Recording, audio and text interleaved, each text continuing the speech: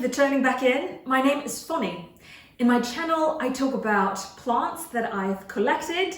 Some of them are Hoyas, or most of them are Hoyas until now, but I also have other tropical plants that I can share in later videos. So if you're interested in this type of content, it will be great if you can subscribe to my channel, so then any of these new updates will be feed in your notification. So in today's video, it's something a little bit special.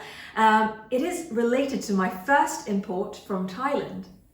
In my previous videos, I always talk about ASEAN plant export, but actually the first import I've ever done from Thailand is actually from a company called AmThai Orchids. I haven't done an unboxing of that one because the video that I recorded in that one, it just completely failed. So I can't really do that unboxing for you guys. And this order I ordered in August 2021, and now is January 1st in 2022. In this order, I have ordered 10 plants in total, and it is a great success. 9 out of 10 of them is still alive. I'm not saying that they're thriving because it's still winter time, but they're alive, and also I can see they do have some root growth. So I would like to share my experience with them, and also what kind of Hoya I have imported from them. So let's take it as a little Hoya haul of Hoya imported from AmThai Orchids. A little bit of background for their delivery and also the processing time. I'm very happy about their very swift shipment. So I ordered this one on a Friday, and then they shipped it out on Tuesday, which is just 4 days after I have made my payment. And then I received it within the same week. Actually, that was the Friday next. So in total, from process to receiving the order, it only took them 7 to 8 days. So that's really good. And in terms of the quality, I'm really happy as well, because it is still summertime at the time when I ordered it. So it is relatively warmer, but not so warm that it will cook the Hoyas within the box. So when I received it, many of them is in really good condition. Most of their roots are still alive, and the leaves are so fresh that it doesn't really feel that it has gone through a significant pesticide through the phytosanitary certification process. And with regard to their communication, it is really, really good as well. Every time I talk to them through email. They always get back to me within a day or two. And one thing that I really appreciate them doing is that they actually have sent me a video of all of the plant that they're going to box it and ship it to me before they put it in the box. As you can see from the video reference, they showed me the plant within the cocoa coir. So this part, I'm really happy about it. Now, let's move on to the plants that I have received. First of all, I would like to talk about the most prolific grower out of the 9 that it made it. So this one here. This one here is Hoya Heuschkeliana. This out of the 9 survived Hoya is the fastest grower. I remember I saw new leaf and also new stem coming out just within 2 weeks. And in particular, none of this Hoya I have in this import. I have placed them in Ziploc bag or a prop box. I basically just put them in the environment, as you can see in the video. This type of environment that I gave, it's in my south-facing window, no extra humidity that I give by putting it in a prop box. I do put them in like next to a tiny humidifier, but that's it. So as you can see, these ones are new, and now even in winter time is also continuously pushing out new growth. Let me see if I find any like this one here. I zoom in a little bit, this new growth over here, and all of the tip, I would say it just pushed out new growth all the time. How could you see the new growth is all the ones that are more shiny and slightly bigger and slightly lighter in color. Let's take a look at the roots. I put it in pon, as I always mention. That's my only medium that I'm using for my Hoya imported. So there's a bunch of new growth on the roots. Let's see, yeah, like here. These are roots that grown into the Leaves Hoya. And in terms of the difficulty for Heuschkeliana, as I mentioned, this one is the fastest grower out of all of the import in this batch. So I would say it is really easy as long as you give it enough sunlight and not specific requirement on the humidity, then you should be good to go. Then we move on to Hoya Walliniana. This one is the original one, which means it's not very gated, but the leaf itself is very pretty. As you can see, this one is very red, and it has a hint of purple as well for some other ones. You see this one. And it also got some splash on the leaves.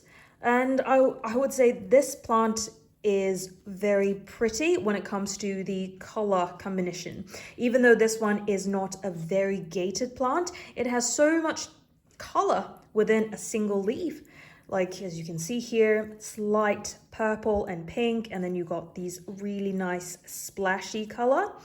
And this one in particular, if you see here, the red leaf here has stayed from August until now, which is January. Even though we don't have a lot of sunlight now, it's still pretty red. And this one, as you can see, the slightly purple color one, it has been like this for a very long time. It didn't really turn back to the normal green color like this one. So I would say Hoya Walliniana is such a pretty one. But when it comes to the growth, as I haven't given additional humidity and prop box and also additional warmth, it didn't really push out any new leaf within the full month, but it is working on something else. Let's take a look. It has a lot of new roots grown into the Leaves Hoya, as you can see here. These roots are doing their job to keep the plant alive. So I would say Hoya Walliniana is a beautiful Hoya. And in terms of growth, you need to give a little bit more patience, but it will reward you. I'm waiting for summer or spring to come to see if it could push out some new growth. Then we move on to Hoya Rotundiflora. So this one here has a very special leaf shape, as you can see. The leaf shape is like a platypus. It's round, but at the same time squared. It's a very special leaf shape, just like Manupuriensis. But compared to Manupuriensis, I would say Rotundiflora is the second fastest grower. It has pushed out so many new stem just within 3 weeks since I imported it. And all of these new stem, as you can see here, are all new ones. How I can tell is because if you see the fuzziness in the stem, the fuzz can show that it is relatively new. And in particular, the succulent leaf made this plant a very adaptive plant to import. I remember at the time when I received it, it doesn't have any signs of diminishing. It's still growing in the stem. This one here, you see, is one of the new leaf. It comes out very cute because it is rounded square or rectangular shape. It's just like a piece of bean, a hairy bean. If you can tell, it's quite hairy. Yeah, so in terms of the care requirement, this one, you don't really need too much care. You basically can ignore it and it will be growing itself. Okay, let's take a look at the root growth. Yeah, so as you can see, these are all new root that has grown. Then we move on to Hoya Sigillatis. This one I can show on the side of how red it was when I just received it. But as you can see, now all of the red has faded almost. It's very different from Hoya Walliniana that I just shown you. I can show you right now as a comparison. Hoya Walliniana is still pretty red, some of them, but for Hoya Sigillatis, the red or purple faded out probably 1 or 2 months afterwards. But the thing about Hoya Sigillatis is it's not an easy plant to begin with. If you see that the stem here is very thin, and at the same time, the leaf itself is quite thin as well, which means that it's not very importing friendly. I have originally ordered 2 Sigillatis. One of them died, unfortunately, after I unboxed it. It's not because of the seller, because as video they have shown me, Sigillatis in the picture looks super healthy. It's just the plant itself is not easy to import itself. And if you look into the leaves, there's a reason why Hoya Sigillatis is very famous in the Hoya community. It is because it has a lot of dimension in the leaf itself. It has a very elongated leaf, but at the same time kind of thin, if you see. It's not paper thin, but thin enough for you to be scared that it will die suddenly. And it also have very nice prominent splashes, and at the same time it gives you purple color if it is under very high intensity sun stressing. So it's pretty Hoya to try, but I do recommend to have this one. I do recommend to import this one in warmer months, because even I imported this one in the best month, which is late summer, around 15 to 20 Celsius degree in the box. It still didn't make it for one of them. So let's take a look at the roots. If you can see on the middle part. So this one is relatively few, but I'm very happy that after, I would say after a month, I can see that this plant has stabilized itself. No more leaf drop, and I would say there's no new leaf grown yet, but I can see that it is alive. So I'll take that as a success. Let's move on to Hoya Brevialata. So Hoya Brevialata is one of the plants that looks quite similar to Hoya Heuschkeliana. If I show you here. So both of them are quite similar. Hoya Heuschkeliana is smaller, but the leaf shape is very similar.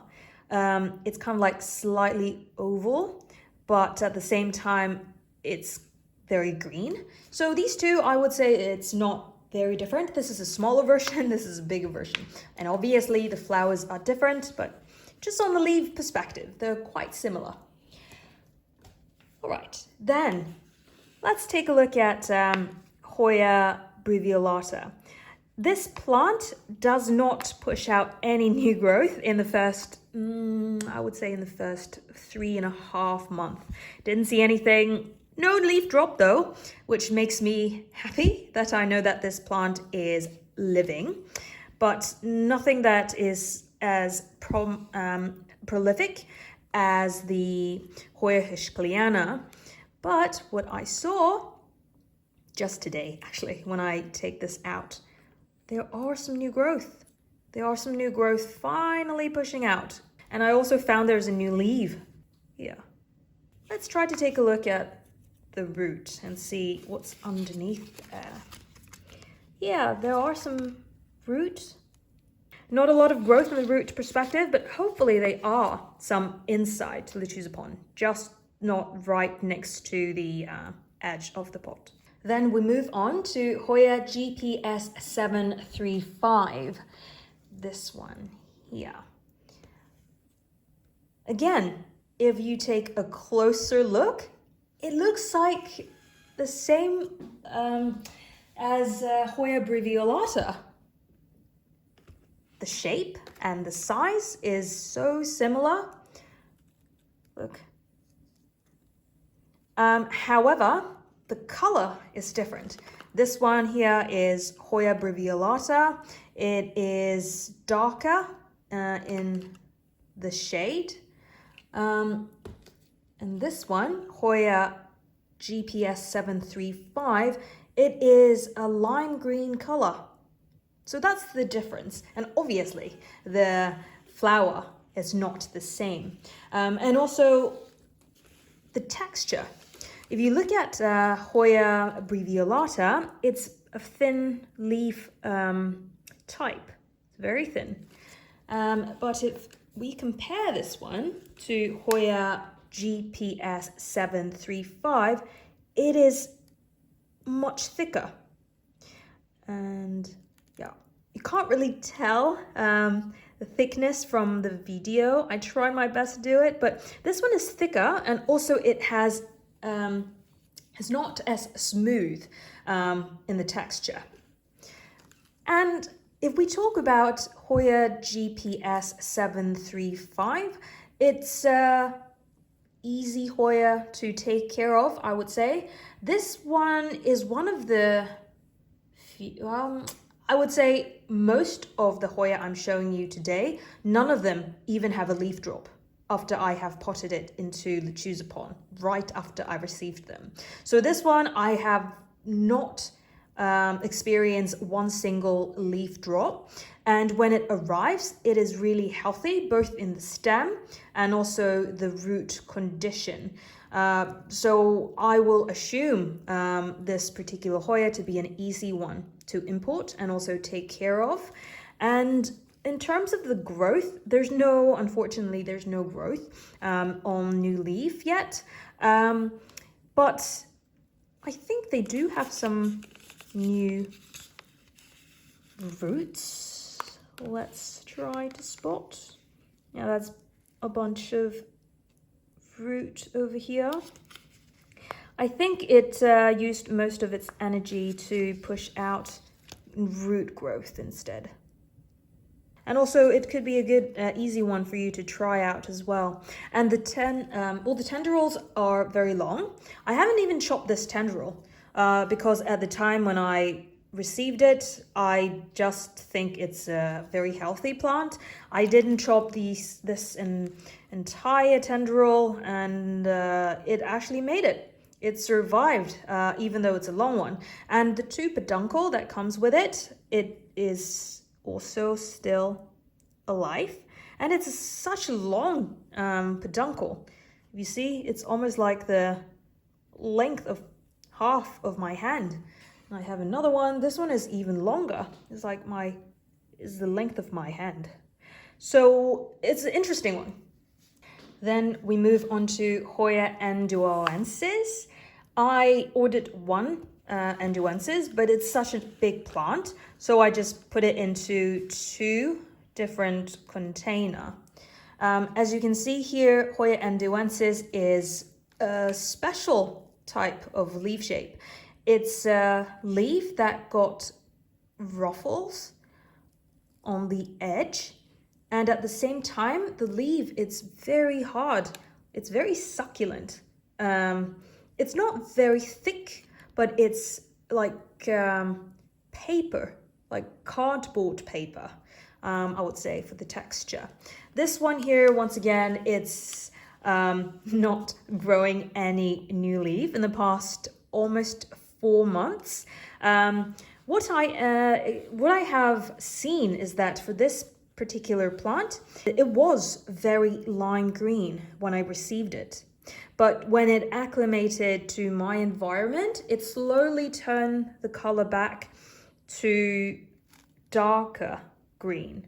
I think the original color is in this shade, a darker green shade instead of a very lime green color, because it feels more healthy compared to the lime green ones. So again, I need to be a bit more patient on this one. And in terms of the difficulty of this one, I think it's not easy, because this is one of those drop the most leaves in the entire import. But as you can see here, it's a very, very large plant when I received it. So I do have a lot of materials to trial and error. Let's take a look at the root and see if there's any good sign of growth. Okay, this one should be the original stem with the original root. So, nope. Nah, I can't really see any root growth. So this one, please survive over the winter time, and hopefully spring and summer can give you some better living environment. Then the last one here is Hoya Kanyakumariana. Because of the name, it falls to the last one that I'm introducing. So this one here, you can see the leaf shape is very similar to what I just showed you, the Hoya Endauensis. If you put it side by side, you can't really tell these are two separate plants. But if you take a closer look, this one here is not a leaf shape, but it's like a circle leaf shape, but it has some ruffles on the edge. And this one here, Hoya Endauensis, it's a leaf shape. It's a pointy leaf shape that you can see. This is the pointy part, and it has ruffles on the edge. So in terms of the original leaf shape, this one is more like a leaf and then got ruffles. This one here is more like a circle, and then it has ruffle on the edge. It doesn't have that pointy leaf shape on the very end. Okay, then we can focus on this one, Hoya Kanyakumariana. This is not an easy one to begin with, I would say. I think it's because it is a thinner stem. And at the same time, it's a wooden stem. The texture of the leaf is similar to Hoya Endauensis. It's like a cardboard feeling. When it comes to the growth, there is no new leaf grown. And it did have some more leaf drop over the past 4 months I have owned it. And we can try to see if there's any new roots. Yeah, a tiny piece of root, this one. Actually, there are a little bit more. It's just nice to see that this one is still alive. Sometimes it's so hard to tell because this one is so thin and it looks so dry to begin with. I don't even know if it's alive, but I know that it's not dropping leaf in the past month. That means all of them are alive, just that it grows in a very slow pattern. Yeah. Thank you very much for staying until now. I hope you enjoyed this Hoya Haul / Hoya Import update. If you like this type of Hoya content, please feel free to subscribe to my channel and leave your comment below in the comment box, so then I know what kind of video that you would like to see in the future and what kind of detail you want me to share in my experience. So yeah, I wish all of you a good day going forward, and I'll see you in the next one. Bye!